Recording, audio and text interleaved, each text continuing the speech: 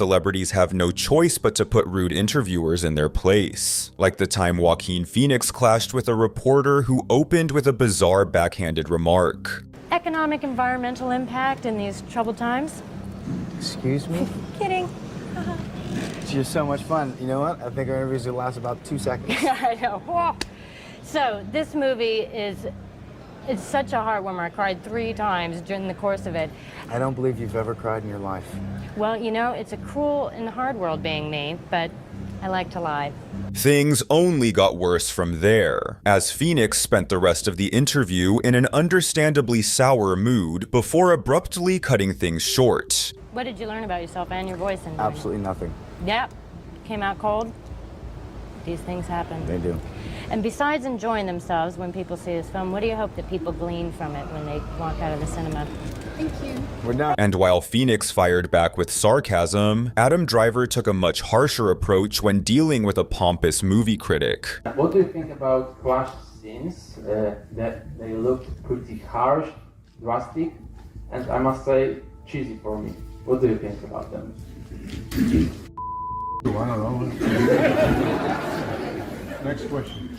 Yet this next reporter just wouldn't back off, repeatedly bringing up Mike Tyson's violent past just to provoke him. I'm trying to get to the bottom of, you said things like before fights about your opponents. I want to punch him on the tip of the nose to drive the bone up through his brain. You know what, can I tell you something? What do you want to get from this interview? I want to see how much how much you've changed, Mike. You're a different person now, aren't you? You're irritating me now. I guess I did change because I'm not assailing you, but you're irritating me right now because I feel that you're evoking stuff from the past. That stuff is 15, 20 years ago. That's bringing up the tragic death of Tyson's 4-year-old daughter and nearly pushing him over the edge. It had an effect. You mentioned family there. I mean, the awful incident with your daughter. I'd rather Exodus. you not talk about that. You don't want to talk about Yes, don't talk about that, doorman. But this later, Ice Cube showed up on his show to call him out face to face. You got a great show. Thank you. You know, but you be bucking up against that line a little bit. You know, you got a lot of black jokes. You know what I'm saying? You do. Well, yes. Sometimes you sound like a redneck trucker up No, here. I don't. Yes, you do. No, that I Yes, gotta. you do. No, I don't. That Yes, I gotta you do. push back on. All right, it's my opinion. Okay, it is. My thing I've is never this. heard that opinion before. But My thing is this, you know, and I'm cool with you. I like your show, to be honest. I just want to know 2 questions. What made you think that it was cool to say that? you know, I just. That's one question. I just explained. There was no thought put into it. Obviously, I was telling Dr. Dyson, comedians, they react. And it was wrong, and I apologized. And, you know, more than that, I can't do.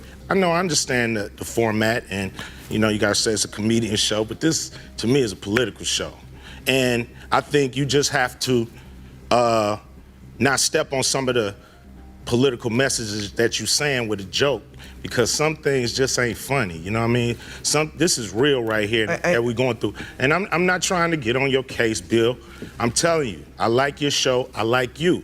But I think this is a teachable moment, not just to you, but to the people that's watching right now. But Muhammad Ali set the standard for checking disrespect, shutting down a reporter the moment he heard something out of line. A Negro boy in the South. We say black now. All right, black. I know all what right. you're talking about. All right. Is it not the same thing? What? No, Negro.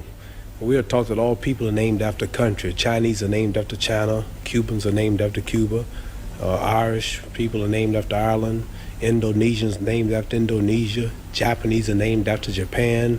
Australians are named after Australia. But there's no country named Negro.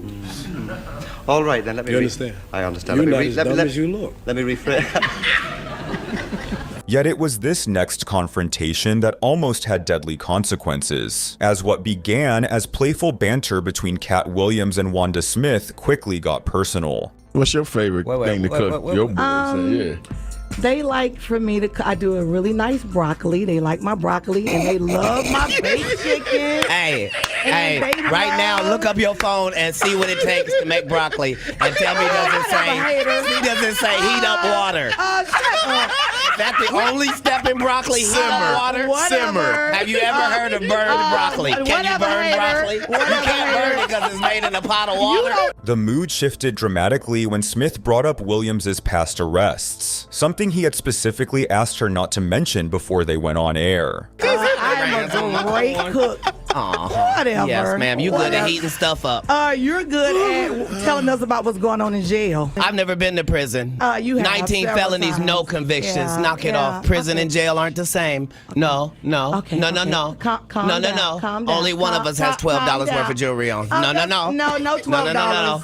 That all is available. If you want to have Wanda's jewelry, please go to Citgo or Quick Trip at any point. If you buy 2 packs of Newport 100s, they will give you everything Wanda has on right now for $7.99, and it comes with a free car wash. Won't you come on down?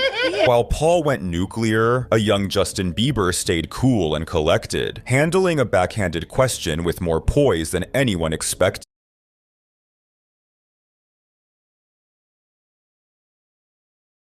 That you are basically a product of marketing.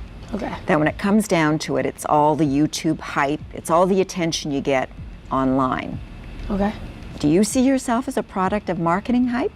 I think that everything happened organically. It wasn't something that the record label was pushing. It was basically happened because my fans liked me. And I think that coming from Stratford, Ontario, and just like, it basically gave others like hope, because I come from basically somewhere that nothing really comes from there, like nothing, like nobody's ever came out of Stratford, Ontario and been famous or... Wait, Lloyd Robertson has come out of Stratford, Ontario and been famous. He anchors the national news on CTV. I'm just saying there hasn't been somebody to come out and be known worldwide. Okay.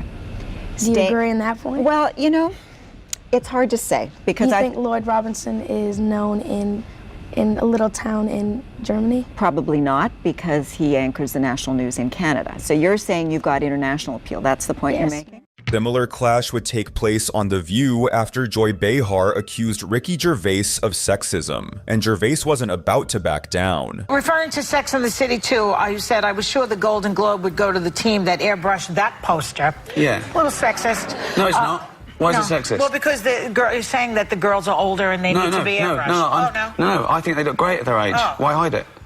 Oh. I don't think that you lose your sensuality or your beauty because you hit 53. I'm saying, why are they hiding it? Oh, I see. But the drama didn't stop there. The hosts of The View kept pushing, criticizing Gervais for participating in a male-only comedy panel. About the HBO special, Talking Funny, we just saw a clip from it, right? So we got Jerry Seinfeld, Chris Rock, Louis C.K.